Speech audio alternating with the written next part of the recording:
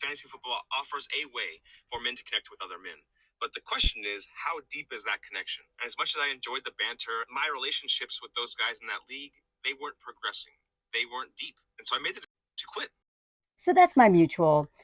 And he dared to talk about what I talked about that got me stalked by men for a long time. And I am so grateful he made that video. And it's also, as much as I hate him having to go through it, it is so validating to see that it's not just me getting attacked, but men will attack other men who call out men for their ridiculous behavior.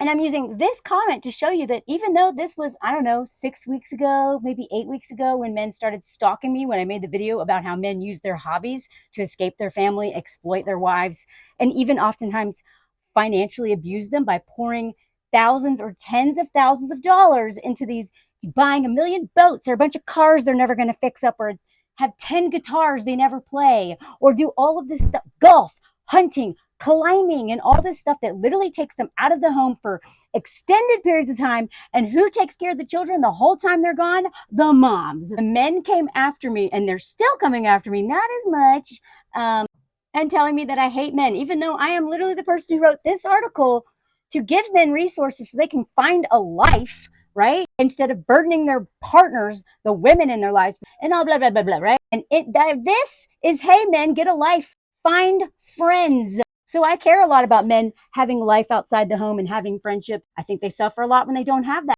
And a lot of men spend time with other men, not to actually build community, not to build even friendship or intimacy or real connection. It's literally to just do what they want, but in the presence of men, spend the family's money, and to avoid the wives that they hate and the children that they don't want, that they usually talk to their wives into having a lot of times anyway.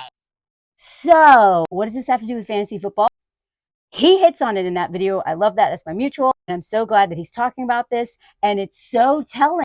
When you look at the video, 614 comments, and almost all of them were like, bro, oh, your wife and blah. Like, they were all terrible, terrible. And he responded to, I don't know if all of them, but a lot of them so lovingly, trying not to be like a jerk. These men were being like, ugh! And I kind of love that. I'm so sorry that you went through that.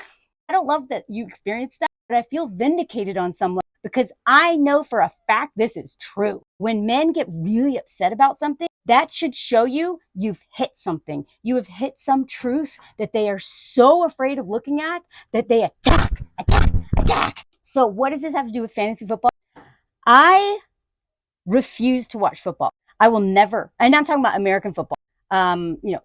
Football, like the rest of the world calls football. I'll watch that because I think they're super hot. And I love watching them just do their little gymnastics, and their legs are beautiful, and it's not as violent as American football. And it doesn't have a bunch of cheerleaders wearing nothing, being like, yay, we love men when they succeed, yay, yay. Now, cheerleading is very hard. I respect it as a sport, but like American football is the perfect example of like what patriarchy. You got these exploited men, usually black men, who are exploited for their labor, and literally like they die of like brain stuff because they're like these rich white men are just putting them out there to like tackle each other, right? And then if they get injured, they lose everything. Then you have all these women who are like not even paid. A lot of these, I think the Dallas Cowboys, I don't even know if those women are paid, even though that like they're working so hard, and they're like, and they have to be beautiful, and they have to have this,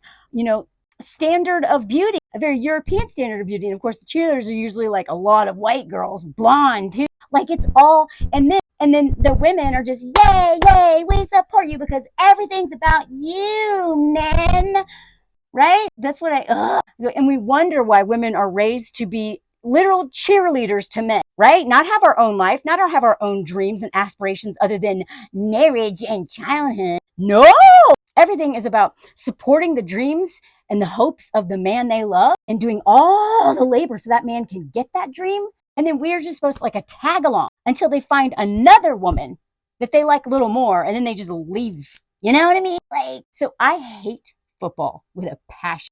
Don't hate the players, don't hate the cheerleaders, don't hate people who love football, but football to me, I would love to take a survey on this, because I've talked to a lot of women. So many women, myself included, have so much like trauma around that freaking sport because we had fathers who made it very clear they would rather sit and watch men tackle each other and women cheer on men tackling each other than even talk to us, much less play with us. My dad never played with us. The only time I can remember him actually playing with us, and he only saw us 4 days a month, right? Because I was raised by a single mom, but he had rights to see us. And he talked about how much he loved us and blah, blah, blah. And he's so proud to be a father, but he literally did nothing other than write some checks, a little check once a month, and then hang out with us, but only on his terms. And it was always watching what he wanted to watch. So I grew up watching, I've probably watched hundreds of hours of football just to be next to my dad. I hated the sport, thought it was boring, but I watched it for hours just because I knew that's the only way my dad would hang out with me. He never talked to me during it. He drank the whole time. I mean, the only time he did play with me, sorry, ADHD, he would sometimes, if a game was not on, go swimming with us. And he maybe let us climb on his shoulders or something a couple times, but mostly he played dead. He literally played dead, y'all, in the pool. And every time I was like, ha ha ha, and daddy's dead. And then I'd be like, oh my God, is daddy really dead? It would freak me out every time because he could hold his breath and do like this for a really long time. It never occurred to him that was really upsetting us. I remember being so bored at his house, especially when I was a little kid, that I would go upstairs and play with like Coca-Cola trucks. That was a present I got one. And then that bored me. So I would go like search his bedroom, because I'm a very curious person still. And that's when I found like a loaded hand pew in his bedside table with, bullets all around it. The way that men will completely neglect their family because they just have to be a part of this thing. They just have to do this thing. And this was in the comments of his video. Well, how dare women expect men to change once they get married and have a family? Why wouldn't you? She's changing. All of her priorities have changed. Her whole life trajectory, including her career, is oftentimes completely forked now because of being linked to you. And you don't think you have to change? Fork off. So for men to just be like, I love football. I'm going to keep watching it. I'm going to watch it as much as I want. And like he said in his video, in the beginning, if it's just a little football, fine. But then football started to expand to like Thursday night, and it's like all day Saturday, all day Sunday, Monday night. I spent weekends with my dad. Guess what's on all weekend? Football! I hate that sport. I hate it with a passion because it's such a terrible feeling. Having a father who really wants to hang out with you, but only if you sit there and pretend to not exist when you're next to him, because he has to watch this thing that's so important, literally doesn't care if you like it or not. And the only time he sees you is when you're invisible next to him doing the thing that he loves. Now, maybe it's not football. Maybe it's something else for other women.